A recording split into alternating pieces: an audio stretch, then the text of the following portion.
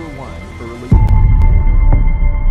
Time after time after time, we are watching murderers go free.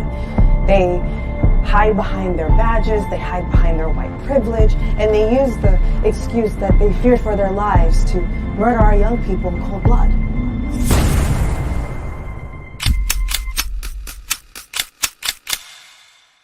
It's done.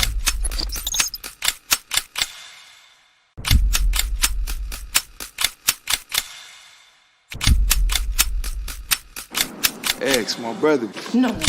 Don't think about it. All you self-righteous assholes do is march and destroy your own communities. Killing me won't change a goddamn thing.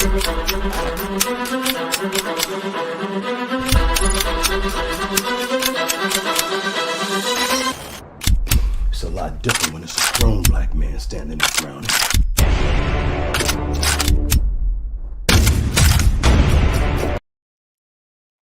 Barbershop conversation, guys. Make sure you guys go click the link right there and go watch Checks and Balances, man. Amazing film, and it is what it is, man. Thank you guys in advance, man. You guys are doing a tremendous job supporting this independent wave that I'm on.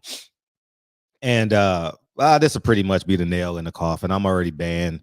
PBC fighters already told me that Al Haymon don't want the guys on the platform and all this, but it's okay. It's okay. It's okay. It's okay.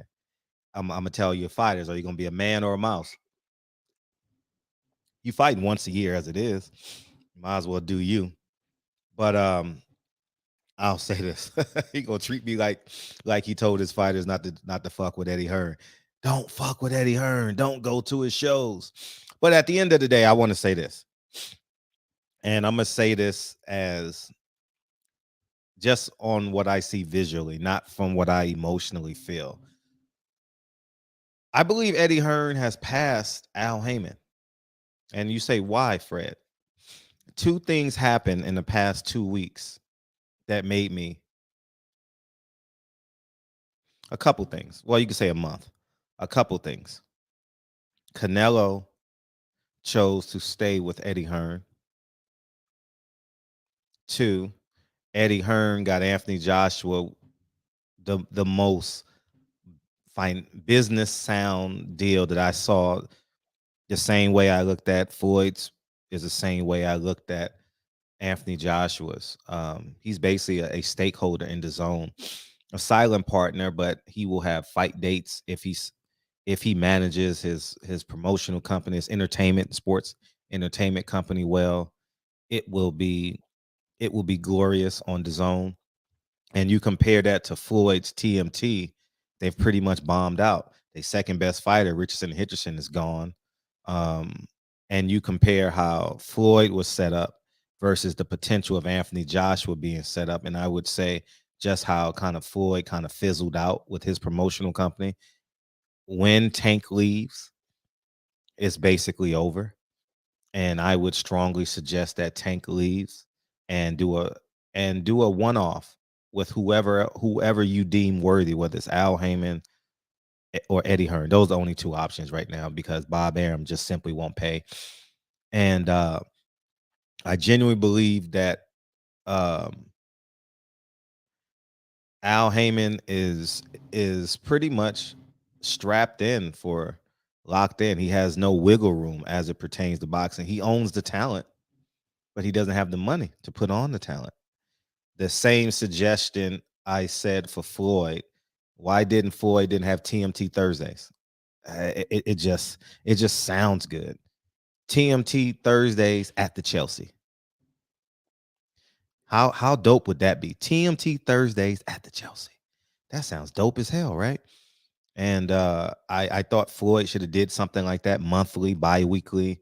It gives him a name. It gives him true ownership of Las Vegas, basically. And he can bring up the young talent and sign the young talent, and he'll find another Tank Davis that way. You know, he could fly people in from states, but he didn't allocate $200,000 a month for that. For cards like that, probably would put on. He would get the venue for free because his name is Floyd Mayweather, and MGM Properties owes him the world. And the biggest mistake Floyd made Here's the biggest mistake for him. I don't know how this happened. Al Haymon got him. Al Haymon took Floyd's money, and Floyd doesn't have any authority. Floyd has never gotten all his money, and that's why Floyd runs around here and say he runs. He's owner of PBC. Yes, you've invested money to propel PBC, but you have no power. You have no say so. You can't go to Al Haymon and say spend your money this way. You're not the matchmaker. Maybe for Tank Davis, you may have some say so or anything like that. But at the end of the day, Al Haymon makes all the decisions. Al Haymon micromanages everything.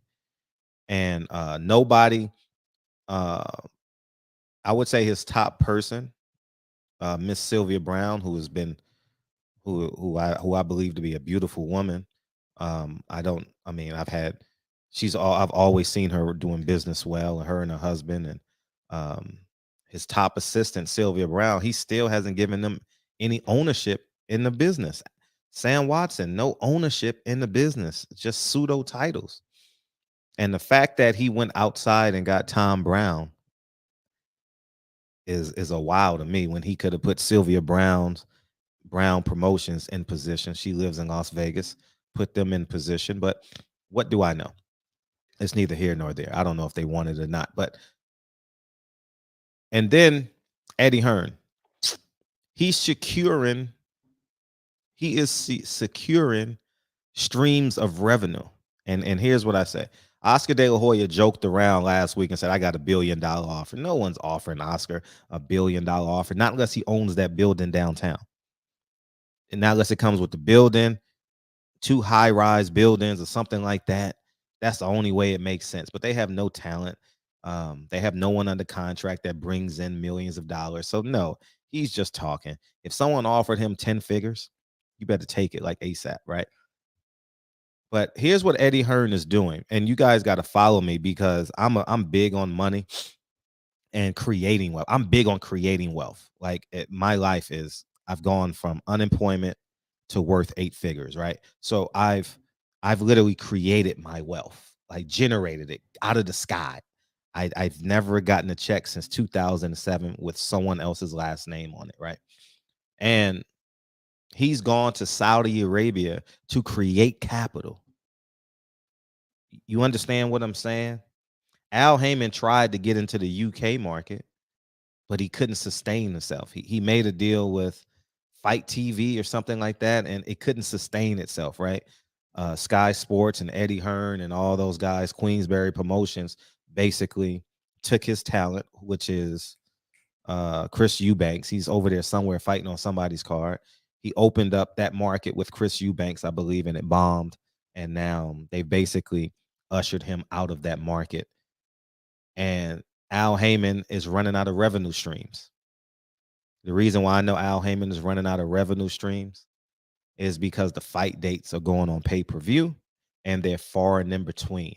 And what I mean by far and in between is you will only see your superstar every 8 months, 9 months, and the fighters that have guarantees of millions of dollars and escalator type contracts, you will only see them once a year because of the financial obligation contractually that he has with them, not unless they renegotiates and he cons them and says, will you take a deferred payment?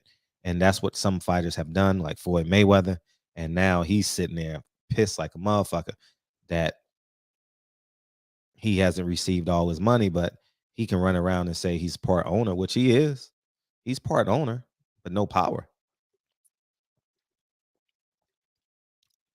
And 2, Eddie Hearn says he's venturing out to open up an IPO. That's his goal.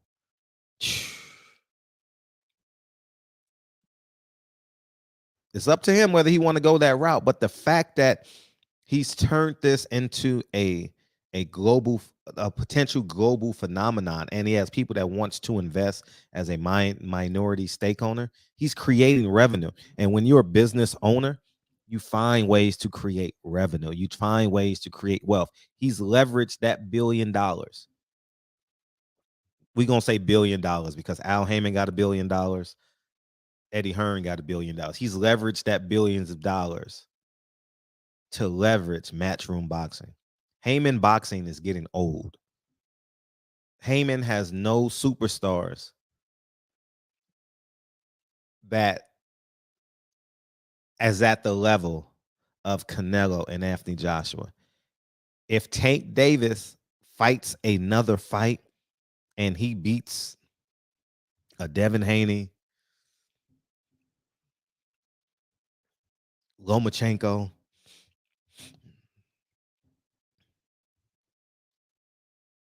then he becomes a megastar. He's an attention grabber right now. He's like teetering, right? Boxing fans really know about the inflated record because he hasn't really fought anybody. But people on the outside want to see him fight more, but Al Haymon can't afford for him to fight more. And Steven Espinoza, who one stole my idea for point guards. I sent that to Mark Jackson and Steven Espinoza and Kenny Smith in 2016, and now they're doing. But we'll get they'll be hearing from our lawyers. He's sitting back knowing that Al Haymon doesn't have another revenue source, and so they're going back and forth and back. And I believe Al Haymon will get the Spence Crawford fight done. As of today, I mean, my opinion can change tomorrow, but my opinion is that he will get it because it's too much pressure. There's no other fights he can make. Al Haymon fighters now, when you look back on it, truly hasn't fought anybody. Caleb Plant and that three-headed monster should have been fought. Benavidez, Plant, and Charlo, they should have fought. Gary Russell should have fought any of those guys at 126. Earl Spence and Keith Thurman should have fought in 2018, 2019. It didn't happen. Sean Porter was an affordable opponent with the Sean is great as the ace high opponent, and boxing fans respect Sean Porter as the ace high opponent. So he was in position to do that, and I think Sean fully grasped that leading up to the Terrence Crawford fight, and now he's going to be a media mogul. I think Sean is going to be very successful, at his new career. But now we're June 27th. I can't wait to see my kids tonight. June 27th, 28th, somewhere in there. And now we're sitting. Who has more value in the open market? Al Haymon and Haymon Boxing, or Eddie Hearn and Matchroom Boxing? Their answer is, if you close your eyes and you want to invest, you go with Matchroom Boxing, because he has the UK pretty much on lock. Eddie Hearn is they sell out. It's very profitable. Al Haymon hasn't had a sold out. He's only sold out 2 fights this year. That's it. Tank and Earl Spence. Eddie Hearn has had sellouts. I don't know what the pay-per-views number. I don't want to get into that arbitrary stuff. But what I do know is Tank Davis had 17, 19,000 people in there. Earl had close to 40. Canelo sold out. And Anthony Joshua will sell out. So, and his local market does well, like his off-brand. No one goes and watches Al Haymon's off-brand. And that's where we're at right now. So I think Eddie Hearn is in the lead. And if you were to compare him to Bob Arum, I would say he's definitely past Bob Arum. The only exception, Bob Arum has infrastructure. Bob Arum is built in already. He just takes a name and plugs it into the machine, and it's just going to go. That's what 60 years of experience will get you. So in terms of promotion, you won't catch Bob Arum out there at the YMCAs and going to the Yankees first pitch. He probably won't be doing that, even though he's a big Yankee fan, like myself. And I think we may get the Dodgers-Yankees World Series. And I'm actually going to ask Bob if he wants to go to a game together. That's what I'm going to ask Bob. I want to go to a game. I'll pay for my own ticket. I don't, but yeah. Yeah, because I plan on going to the World Series this year. I got robbed 3 years ago when the Houston Astros cheated. Oh, fucking cheaters. When we had the Yankees and the Dodgers. So I will be there. Lincoln and I will be at the World Series. I don't care how much it costs. Smoothie. strawberries, bananas, kale, chia seeds, flax seeds, all the above, and almond milk, and banana. So here we are. Moving forward, will Al Haymon make these fights? If he doesn't make these fights, he's going to squander an opportunity to regain the trust. And so we'll sit back and see. Terrence Crawford, Earl Spence should have to be made in the next 2 weeks. It's the only way to get the fight done. It has to be made in the next 2 weeks. Between now and 2 weeks, if not, there won't be any dates. You understand? And the promotion, you need 90 days. It's because you got August, September, October. You only have a window from December 5th down. So the fight has to get signed in the next 2 weeks. If it doesn't get signed in the next 2 weeks, you're hurting your overall profit. So Barbershop Conversations, feel free, hit the subscribe button. But Eddie Hearn has officially passed Al Haymon in terms of promotion and in terms of the value, in terms of which stock is ascending, which stock is flat. If you guys play the market, you guys understand what I'm saying. But on a personal level, I think Al Haymon is a piece of shit. This is the emotional side of the video.